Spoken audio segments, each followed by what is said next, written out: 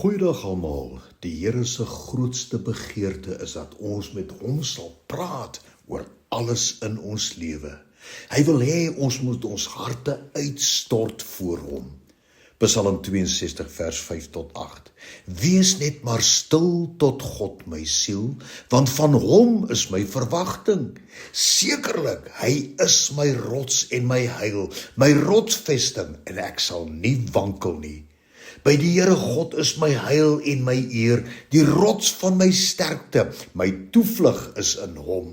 Vertrou altyd op hom, ja, stort jou hart uit voor hom. Die Here God is 'n toevlug vir my. Andrew Murray, die welbekende prediker, het dikwels oor gebed geskryf en gepreek. En na een diens het 'n dame hom genader wat vir hom gesê het dat sy sukkel om te bid omdat sy voel sy is elendig, sondig en onwaardig. Murray se antwoord was soos volg: Ga na jou binnekamer en bid. Maak nie saak hoe koud en donker jou hart ook al mag wees nie. Jy hoef jouself in die regte emosies in te dwing om te bid nie.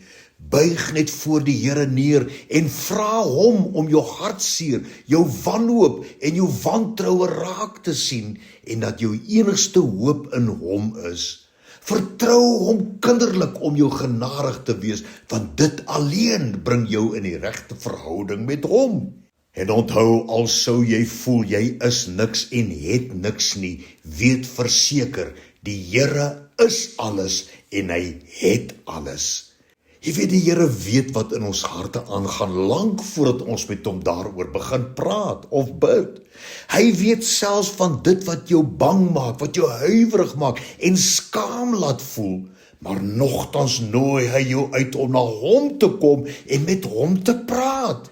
Bid tot hom, nie uit vrees in jou hart nie, maar met vrymoedigheid en met selfvertroue. Hebreërs 4 vers 16 sê dit vir ons. Hy sê, laat ons met vrymoedigheid na die troon van genade gaan, sodat ons barmhartigheid kan verkry en genade vind om op die regte tyd gehelp te word. En weet jy wat?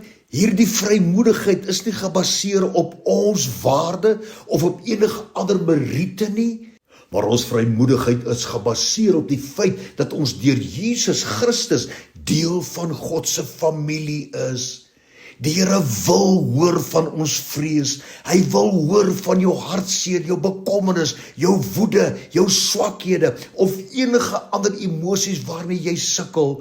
En daar is niemand beter na wie ons kan gaan vir hulp nie.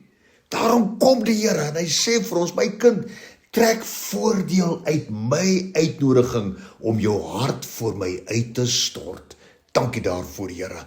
Amen.